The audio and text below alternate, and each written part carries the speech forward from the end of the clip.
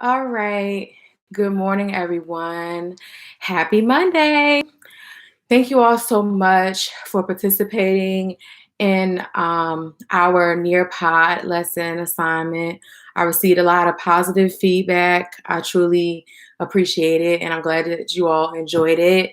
And I'm glad we were able to go on our virtual field trip and eat and talk about discuss the Harlem Renaissance, which we really had a great time entering the unit. So this is just an announcement so you can have a detailed overview. And if you have any questions during this time, that's fine. If you want to wait until after virtual office hours, that's fine. Or shoot me an email, that's fine as well. But this is just a clarification for the week of April the 27th, the assignments that we will be doing today. Again, if you're not on here live right now, I will go ahead and post this under fourth quarter resources for you to review. So this week, we will be doing two things. One, we will be annotating Zora Neale Hurston's How It Feels to Be Colored Me. And we will also be participating in an application called Parlay, which is a discussion application online. I can either feature it live or I can have it online so you can go at your own pace, similar to Nearpod. So I decided to feature it at your own pace. So that way you can balance your studies. Okay, so the first assignment that was sent out, excuse me, is called the How It Feels to Be Me annotations. And basically, if you actually click on the assignment, you'll notice two things, okay? A rubric and an annotation guide, okay? So you want to be sure that you all review the rubric so you can earn the grade that you want to earn, okay? It's very simple. So I'm not going to read that to you, but please, if you don't do anything else, check the rubric so you can ensure how your annotations will be graded so you can earn the grade that you desire, okay? Or what you're trying to aim towards, okay? So if you look at the Google Doc, I give you an annotation guide. And the annotation guide carries an actual key. And the instructions say, use this guide to annotate how it feels to be colored Hurston. Use the highlighting color to code your annotations. Use the comment box to note your annotations as well. Review the rubric prior to annotating. So you'll notice that I provided an actual annotation guide and it's already highlighted. If you would like to change the color of these highlights, that's fine with me. Just ensure that you do so I can be aware of how you're annotating. Then when you move down, you'll notice that I have the actual text. So the goal is for you all to highlight the how it feels to be colored me by Zora Neale Hurston text. Highlight it in correlation to your key, and at the same time, I need for you to click the comment box on Google Docs as we've done in class and write down your feedback. Okay, you must highlight and meaning color code your responses in addition to commenting. Don't just write a comment because I need to be able to see a detailed analysis of how you all think. Are there any questions? Okay, I'll just continue to check my Q&A response in case anyone has any questions here if you're on here live. Secondly, this new application is called Parlay. And I've sent you an actual video if you have any issues trying to log on, but you should be able to access the Parlay discussion by simply clicking the link that I've placed on the actual assignment. Okay, so if you actually click on that link, it will take you to parlayideas.com, of course, and you should see a roundtable discussion. And today it focuses on our objective that students will read and analyze multiple themes in a narrative essay from the Harlem Renaissance, and that's referencing Zora Neale Hurston's How It Feels to Be Colored Me essay. And students will build an understanding of expressing their insights through the creation of either their own poetry or their own narrative essay about their own ideas and insights on the theme of community and cultural experience. Then you'll notice that I've placed content and media that was already within the actual Nearpod presentation for your convenience. So if you ever need to go back and reference these actual poems or poetry presentations, you can, and that way you can have some type of inspiration upon how to develop your own uh, poem or poetic narrative, which I'm about to explain further. So you scroll down and you will see, I'm just going to quickly check to see if I have any questions or anything on the side in the live chat. Thank you for your patience. Okay, so if you scroll down to discussion questions, you'll see where it says choose one of the following prompts to complete. Do not do both, just choose one. I'm trying to give you options so I can be flexible. So your first option is Zora Neale Hurston writes about her experience as a girl in the South and a woman in New York City in her essay, How It Feels to Be Colored Me. After reading her essay, reflect on your own identity through personal and cultural experiences so far in your life and write a brief narrative essay using Hurston's essay as a mentor text to guide your writing stylistically.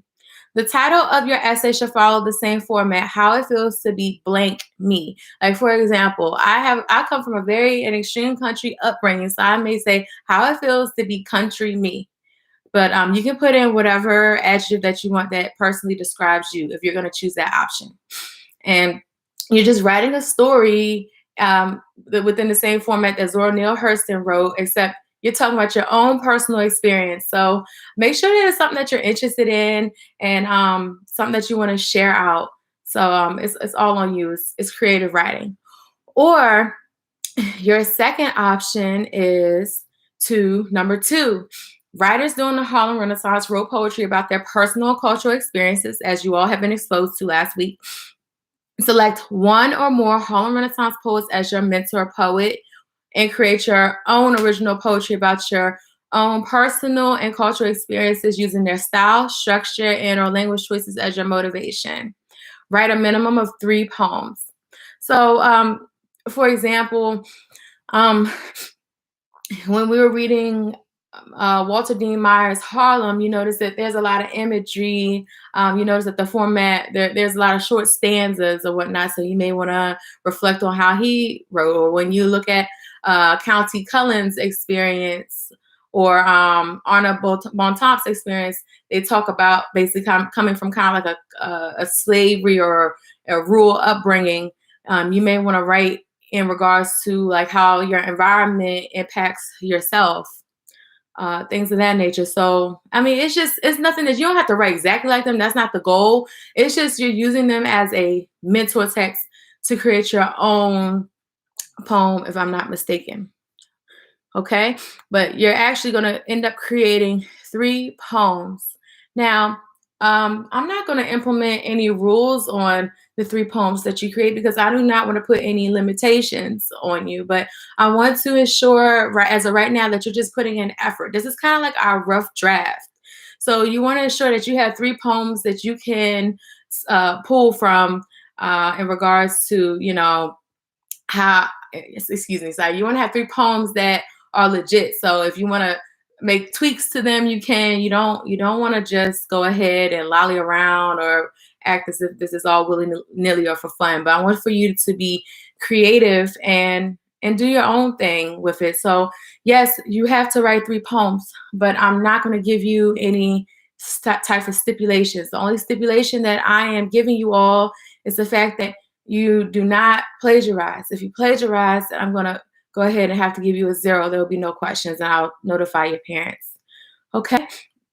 So those are the 3 poems that you have to write. So either one, you can go ahead and create a poetic like narrative, such as Zora Neale Hurston, or you can write 3 poems and you just reflect those poems on the basis of those mentor poets that we looked at last week. All right. Again, this is all going to be due on Wednesday, no later than 11:59 p.m. If it is late, you will earn a 0, as some of you have. Anytime you score 69% or below, I still call home. I made some phone calls last week. It wasn't that many, so I thank you all for your cooperation. and I want for you all to continue enjoying this. So I hope that you all enjoy Parlay, as well as being able to annotate and get intimate with the text. I'm going to go ahead and just open the sidebar for the next let me see, think like for the next 2 minutes if you all have any questions about the two assignments posted. So again, we're doing two assignments. The first one is annotating how it feels to be colored me if you're just tuning in. And basically, it gives you all the instructions of what you need to do. You need to pay attention to the rubric. That's extremely important. That way you can earn the grade that you desire. And you need to also pay attention to the annotation guide as follows. Now, if you want to change the color of your annotation guide, meaning the key, that's fine. Just be sure to do that so I can, as I'm going through it, I can see that it co-aligns with your annotations. Do not just simply highlight the text. You have to make comments by using the comment box the same way that we usually use it in class, except we're just doing this, everyone's doing this independently. And then secondly, you must participate in the Parlay discussion roundtable. Oh, one more thing. How can I forget? If you look back, you have to actually give peer feedback instructions, provide 3 peers feedback. Additionally, ensure you include one of the following for each: a GIF or a photo, a TED Talk or YouTube video, a collegiate or helpful article. You can just send a hyperlink. Ensure any feedback given is positive, beneficial, and school appropriate. So I'm just trying this out. And if you all encounter something different, like I said, this is my first time using it, please let me know. But on this actual application called Parlay, you are able to engage with your peers and receive feedback.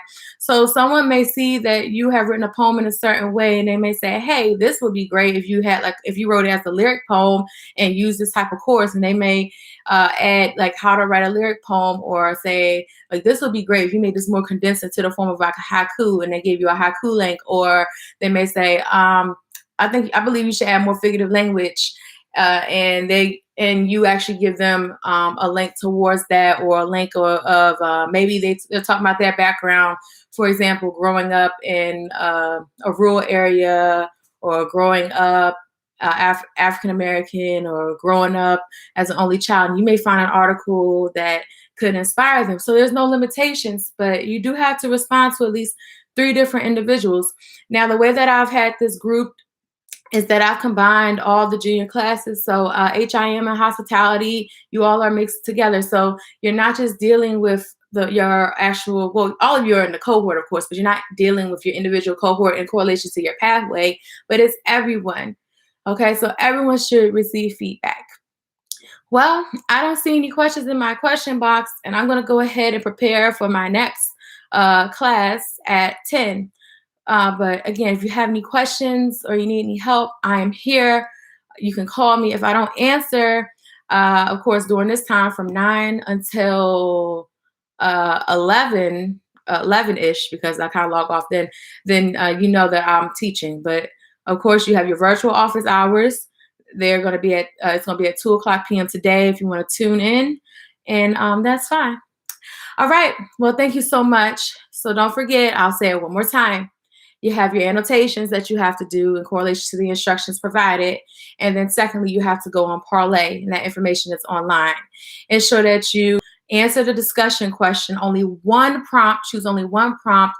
And that's either creating a poetic narrative similar to Zora Neale Hurston's, but it's based off of yourself. And then last but not least, or you can write 3 poems, however way you want to create it, in reflection to the directions posted that reflect your own personal and cultural experiences. Okay. And then you have to ensure that you give feedback to 3 different peers, of course, and ensure that within the feedback that you give that's written, that you also add either, again, is very important, one of the following: a GIF or photo, a TED Talk or YouTube video, or collegiate or helpful article to help your peer improve or try to inspire their writing. Well, I hope you enjoy. Thank you and have a beautiful day.